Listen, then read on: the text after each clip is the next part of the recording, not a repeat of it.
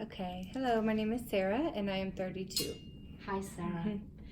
How are you feeling just right here, right now?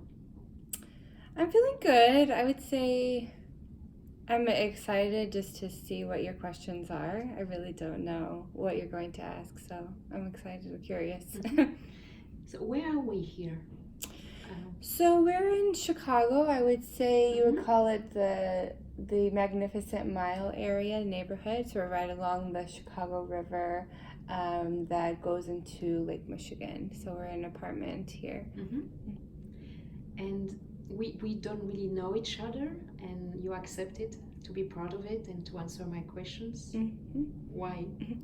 I would say because, Anne, the one who's hosting you, mentioned it, and so she's a good friend, so I trust her. hmm And I think it's great what you're doing from the little bit that you've told me.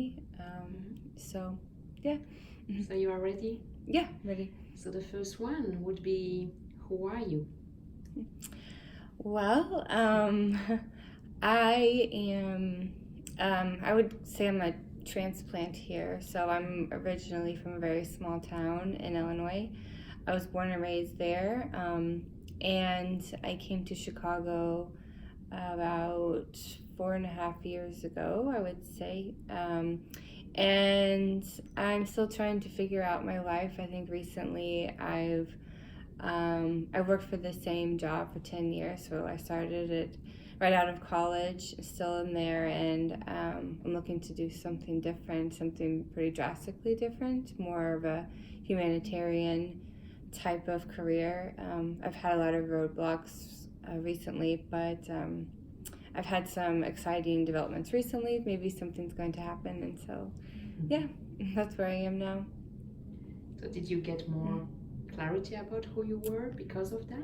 I definitely did. Yeah, I think that's also why I can't believe really that I've met you, honestly. It just seems like what you're doing is just so similar to what I'm trying to do that I I'm not a super religious person, but I do um, believe that God guides us, and I really feel like that's why I've met you. hmm I'm not trying to be dramatic about it, but just so many things of what you're trying to do um, are similar to my life currently. So, Would you like to share with us what you yeah. would like to do, accomplish? So I always wanted to, for many years, I wanted to join the Peace Corps, but the stars never really aligned for me able to do that. I um, was in a serious relationship. I had student loan debt or car payment, and with the Peace Corps, you're not paid.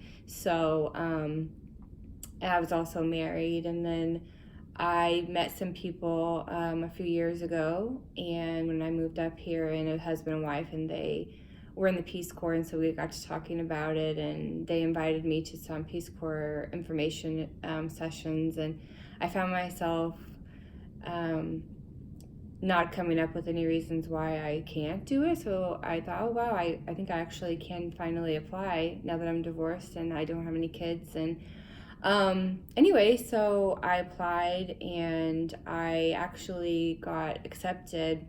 I was supposed to go to Ukraine as a business development volunteer. I was supposed to leave in August a few months ago, but I didn't. I was medically rejected because I take anti-depression, anti-anxiety medication, and I changed my medicine last fall, and I also started seeing a counselor in January, and so they rejected me and said I wasn't, um, I guess, mentally capable of going. So I was really disappointed. Like I said, it was something I wanted to do for a very long time, and I was so close. But so then after that, I had decided to apply to some different agencies, but have been not accepted because I don't have international experience. So it's kind of a catch 22. I want to volunteer internationally, but I can't until I have international experience. So just recently, I had a coworker who had let me know that her husband is going to volunteer in Greece with refugees there, and he said that I could go with him. So that's coming up here in like a month and a half. So it's really kind of a sudden thing. But I've decided that I'm going to save my time off work and not go home for the holidays and just try to focus on this. I think I'll be able to do it. So, Of course. yeah, like what you've kind of done, you just Mhm. do it yourself. Nobody else will do it for you. Happy for you. Thank you. What brings you joy? Well, I think that's what I've realized recently, is that just helping others, it really does. I know that sounds kind of cliche, but I think that's why once I got the idea of quitting my job that I've been in for 10 years and doing this Peace Corps thing, it made me realize how unhappy I am at my current career. It's just a basic office job. I work for the federal government. And so some people say, it's a wonderful job and you're crazy to give that up. And it is a great job. And maybe I am crazy to give it up. But the more I think about it, and I found myself,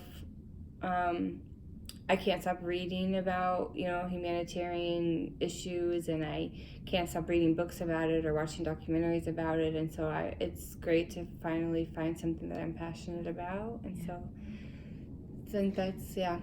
Mm-hmm. What is your biggest fear?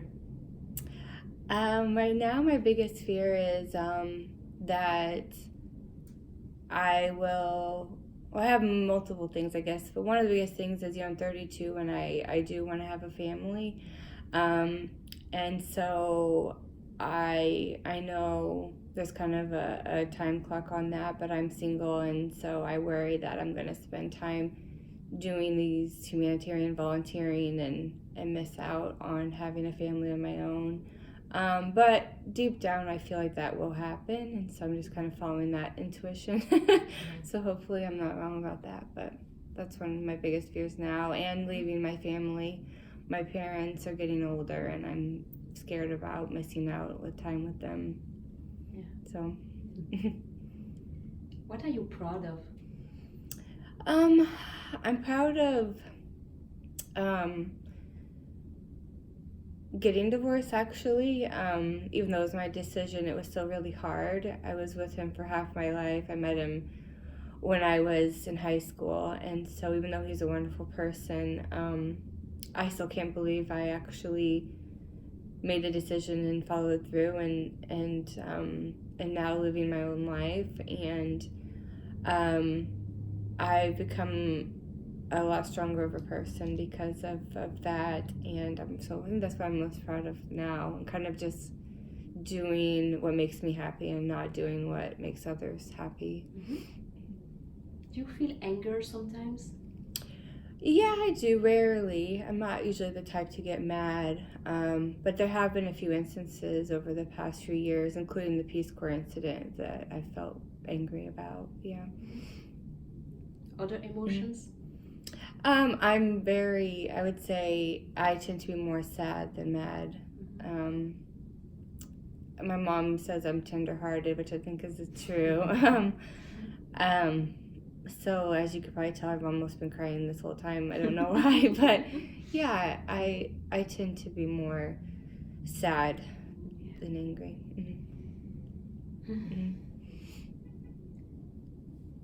Will you vote in 2020? Definitely. Mm-hmm. Yeah. It's important. Yes, yeah, very important to me. I think it started with Obama. He was the first president that I really became passionate about, and was old enough to really know and care about that type of thing.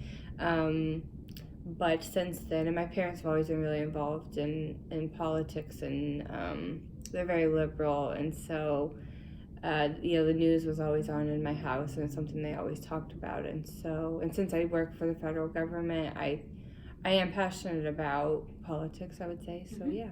You will vote. Mm-hmm. Do you believe in something?